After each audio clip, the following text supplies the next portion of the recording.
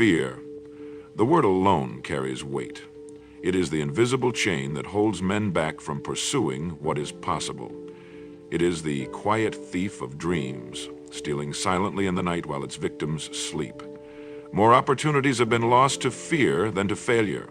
More potential has been buried not because a man was incapable, but because he was unwilling to act while fear whispered its poisonous doubts. Understand this first. Fear is natural. You are not broken or weak because you feel it. Every man feels fear. The difference between those who rise and those who fall, however, is simple. The first understands what fear is and chooses to move anyway. The second allows fear to become his master and obeys it without question. If you wish to eliminate fear from your life forever, you must begin here, by facing it, studying it, and ultimately reducing it to what it truly is. A suggestion, not a command. Fear is often irrational. It disguises itself as caution, as wisdom, as protection. But look deeper and you will see its true nature. Most fears are not of life and death. They are fears of embarrassment, of rejection, of failure, of judgment. They are fears born in the mind, not the world. The majority of things you fear will never happen, and if they do, they are rarely as devastating as your mind imagines. Ask yourself, how many times has fear stopped you from speaking up, from reaching out, from taking a step that could have changed everything? Did that fear protect you or imprison you? Be honest. Most fears are illusions.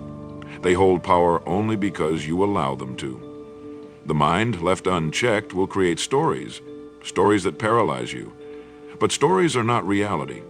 They are narratives, and narratives can be rewritten. To eliminate fear, begin first by becoming aware of it. You cannot conquer what you refuse to confront. When fear arises, do not turn away, do not distract yourself. Observe it, give it a name, see it clearly. Is it fear of failure, fear of judgment, fear of losing control? By identifying fear precisely, you strip it of its ambiguity, and without ambiguity, fear begins to weaken. Next, challenge your fears with reason. Fear thrives in vagueness. When examined closely, most fears collapse. Suppose you fear failure. Ask yourself, what would truly happen if you failed? Would you lose everything? Would life end?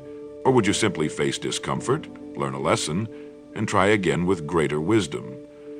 Often, when we pursue fears to their logical conclusion, we find they are paper tigers, fierce only in appearance. Now comes the vital step: action. Fear cannot survive direct confrontation. The moment you act, in spite of fear, it diminishes. Not completely at first, but enough for you to move forward. Each time you face what frightens you, you gain power. Each time you retreat, fear gains power. This is the law. If you wish to eliminate fear forever, you must refuse to feed it. Starve fear by acting boldly and consistently. You must also understand the role of repetition. The first time you face a fear, it roars. The 10th time, it whimpers. Repetition kills fear. What was once terrifying becomes ordinary. Consider the man who fears public speaking.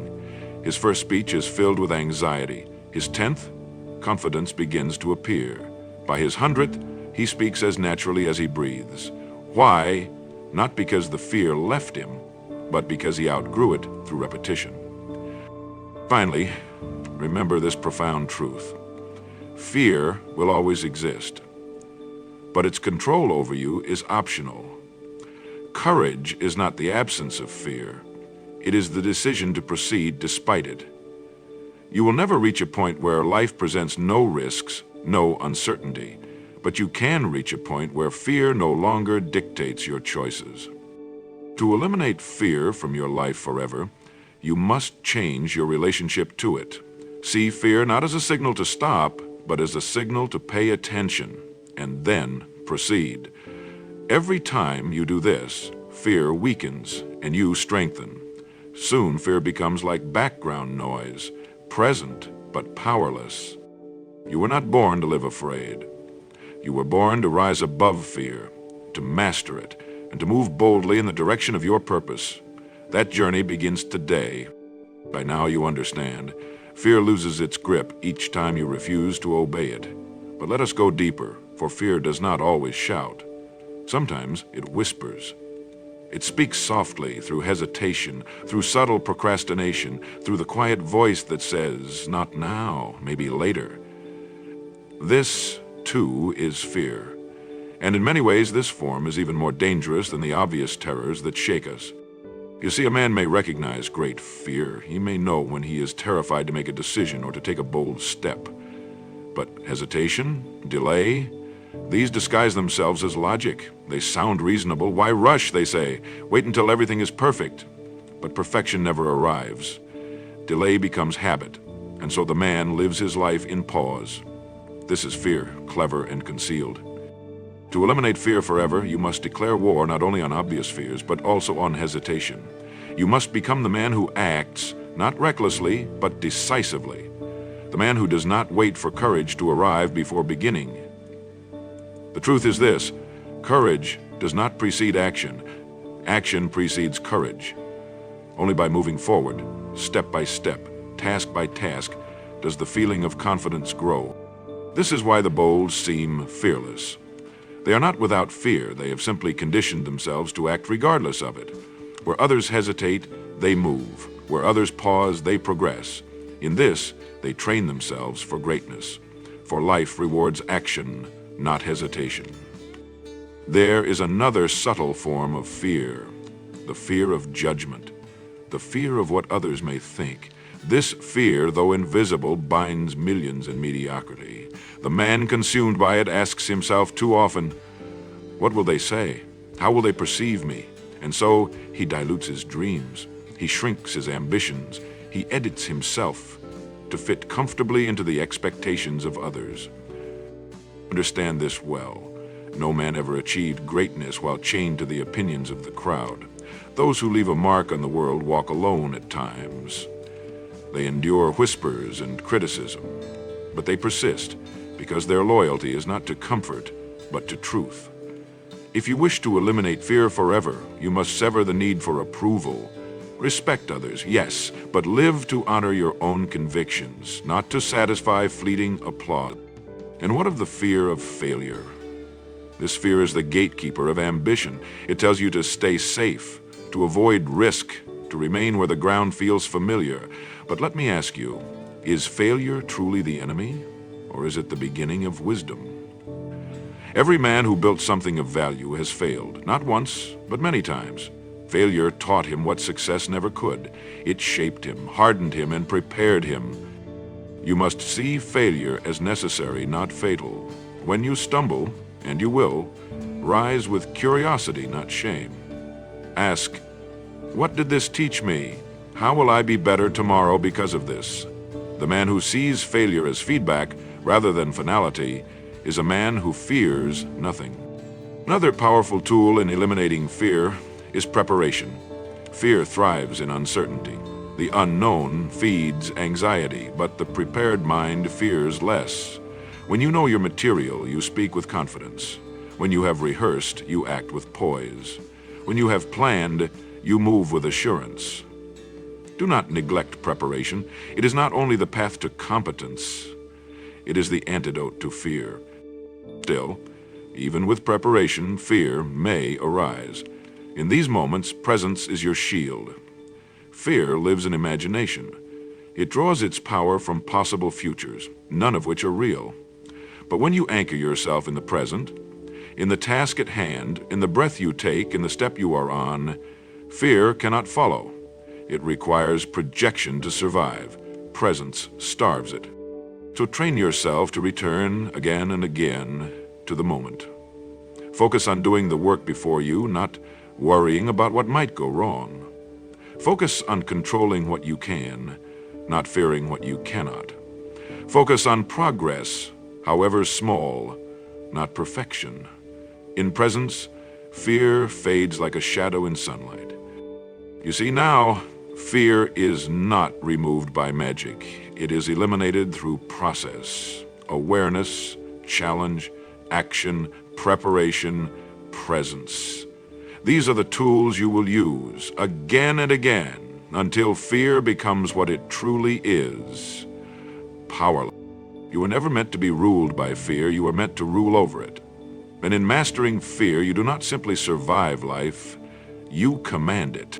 By this stage, something important has become clear to you. Fear is not the mighty adversary it once appeared to be.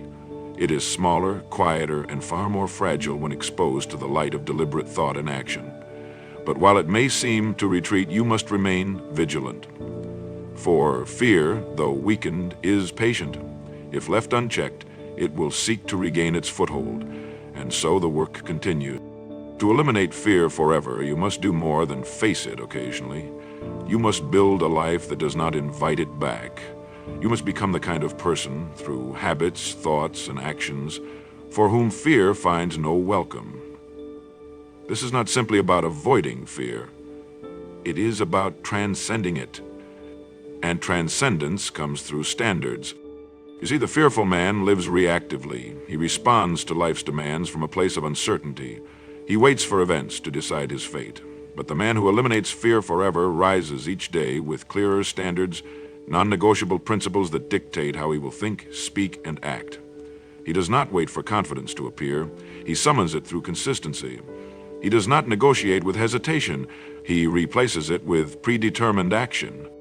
This is why discipline is so vital. Discipline is not punishment. It is freedom from chaos. A disciplined man fears less because he leaves less to chance.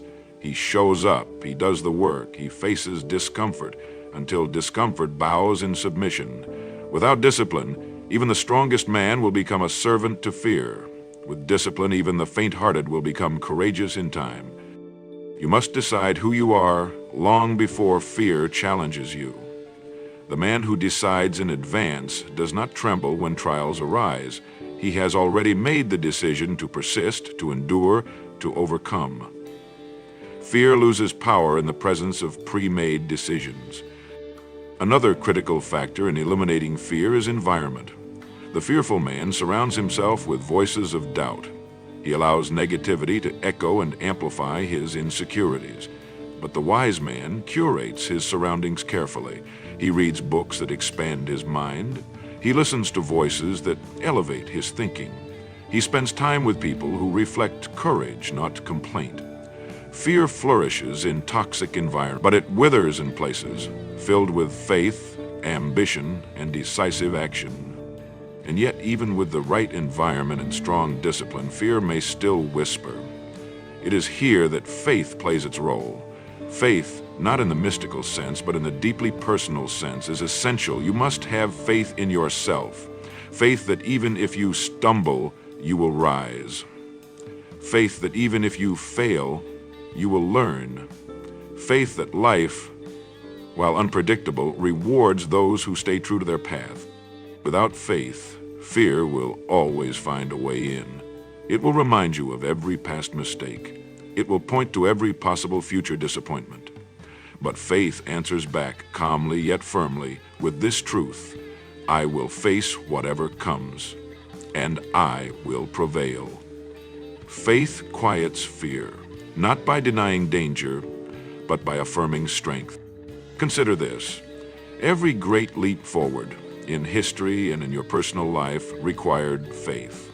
No invention, no enterprise, no relationship, no bold venture was ever undertaken without uncertainty. The achievers moved forward anyway. Why? Because they trusted themselves to figure it out along the way. They knew that fear would never disappear before action. Thus, as you continue to train yourself, make faith and discipline your constant companions. Expect fear to visit from time to time, but expect yourself to handle it. Welcome the feeling and then move anyway. Fear is loudest just before the leap, but beyond that leap it rarely follows. Ultimately, eliminating fear forever is not about erasing it from existence. It is about disarming it.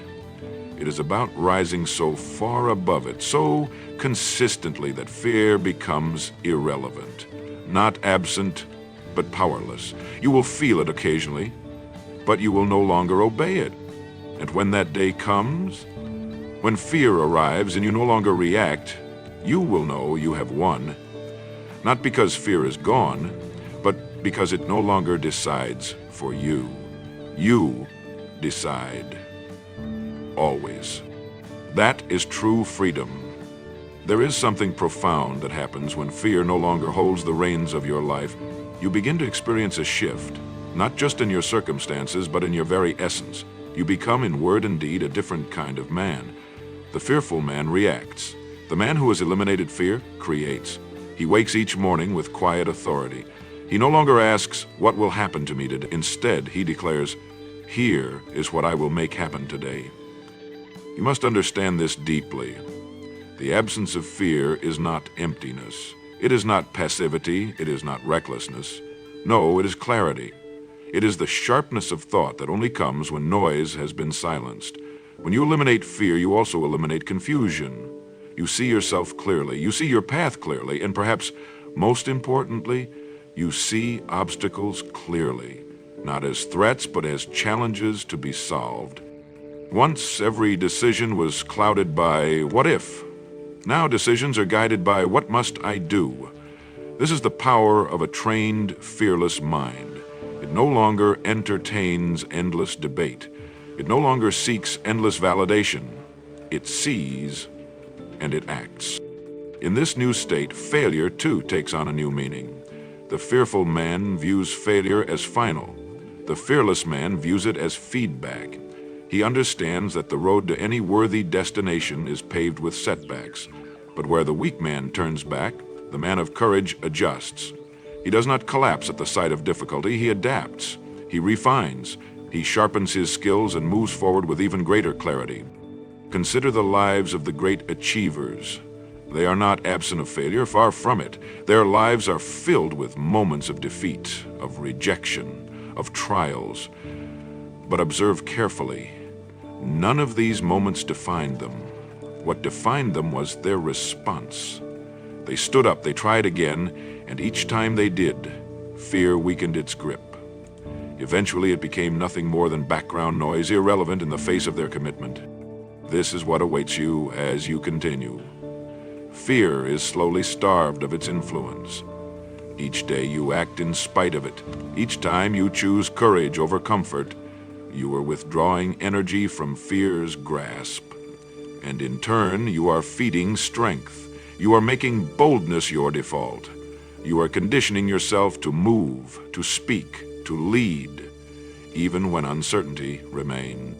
At this point, your relationship with risk changes entirely. The fearful man views risk as danger. The fearless man views risk as opportunity. He knows that all growth lives beyond the borders of what is familiar. He has trained himself to run toward calculated risks, not away from them. And so while others stay within the confines of what is safe, he steps into new arenas, ready to meet whatever comes. In doing so, he discovers another powerful truth. The world rewards the bold. Not blindly, not always immediately, but eventually. Those who dare, who move despite uncertainty, who push into new territories, are met with opportunities unseen by the timid.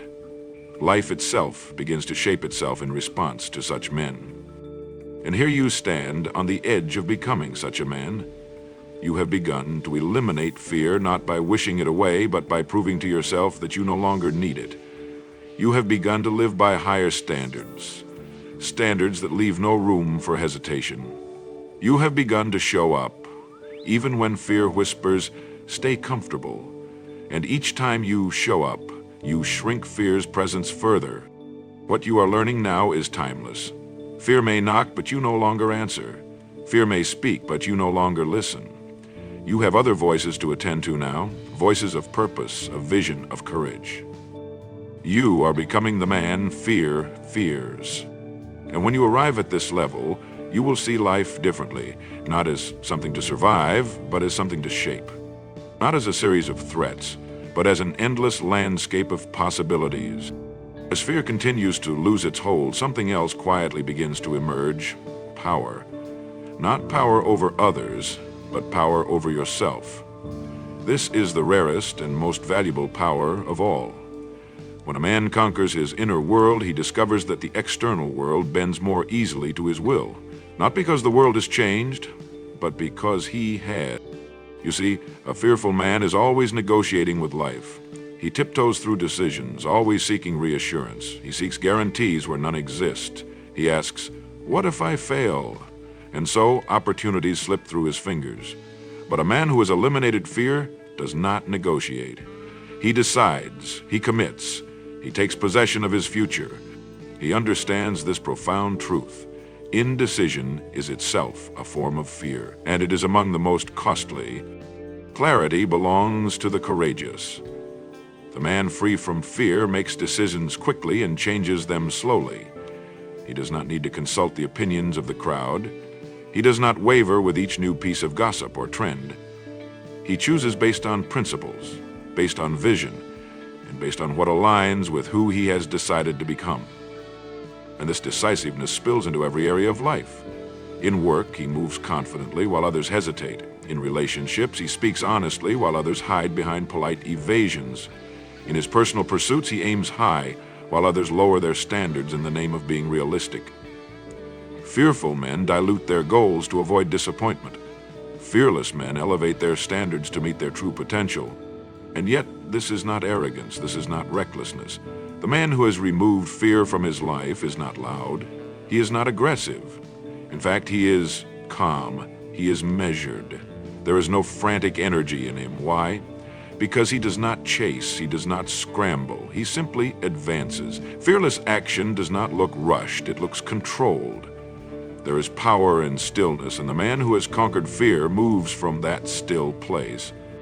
Such a man also begins to attract. People sense that he does not need them, yet he values them. He does not seek validation, yet he commands respect. He does not compete in the petty games of the insecure, yet he quietly rises above them. His presence speaks volumes, not through boasts, but through his mere existence. People trust those who trust themselves. They follow those who do not flinch. They admire those who move without asking for permission.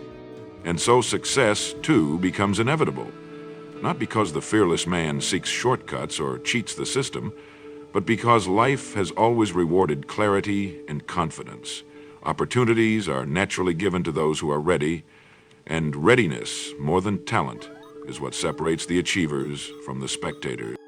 You see now, fear was never your protector. It was only ever your limiter. It convinced you to aim lower, to move slower, to ask for less. It told you stories to keep you small, stories about what might go wrong, stories about who you are not. But now, standing here, clearer, stronger, and more decisive, you realize something. Those stories were lies. You outgrew them the moment you stopped feeding them. And so, with fear removed, you operate on a new level. You begin to live according to vision instead of reaction. You define your goals boldly. You pursue them relentlessly. You face each day, not hoping to avoid pain, but seeking growth. You know that setbacks will come, yet you do not dread them. You know critics will speak, yet you do not hear them. You know failures will occur, yet you do not bow to them. Because you are no longer led by fear, you're led by purpose. And when purpose becomes your compass, fear has no place left to hide. And now, at the final stage of this journey, something becomes unmistakably clear. You did not simply remove fear, you replaced it. You replaced it with confidence, with clarity, with decisive, bold action. You replaced it with faith in your ability to endure and prevail. You replaced it with a sense of calm control over your own destiny. You see, nature does not allow a vacuum. When fear was pushed aside, something had to take its place. That something is the most powerful force a man can possess, self-trust. And self-trust, once built, is a fortress. It protects you from the storms of life. It shields you from the opinions of others. It stands as a permanent reminder that you are capable of facing and rising above anything. At this point, fear is not eradicated entirely, nor should it be. It exists now only as a faint echo, far removed from the command it once held. It reminds you, gently, of the stakes. But it no longer controls your decisions. It no longer dictates the terms of your life. You see it, you respect it, but you walk past it every time. You now know what most never will, that fear was never meant to be your guide. It was merely a signal, a question, and the answer to that question was always the same: move forward anyway. Through this repetition, through this steadfastness, you did what so many fail to do. You trained your mind to see fear not as a stop sign, but as a signal to proceed with wisdom and resolve. And what has this created? A man others admire, though they may not know why. A man whose presence speaks louder than his words. A man who does not shrink from responsibility, who does not hesitate in the face of uncertainty, who does not excuse himself from the challenges that shape him. You have become rare, not because fear does not visit you, but because you do not bow when it does. Look now at the life before you. It is filled with possibilities that once seemed distant, even impossible. Why? Because they were guarded by fear. You have since unlocked those gates, not because the world changed, but because you did. The man who removes fear becomes free, free to ask for more, free to try, free to fail and try again, free to lead, free to love, free to live on his own terms. And perhaps the greatest realization of all is this: when you eliminate fear, you do not just change your own life. You change every life you touch. Others see you standing tall and steady, and they begin to wonder, can I do the same? In this way, your courage multiplies. It ripples outward far beyond what you will ever fully witness. You become, without trying to be, a leader, a beacon, proof of what happens when a man refuses to live small. So I leave you with this: fear, though common, need not be your companion.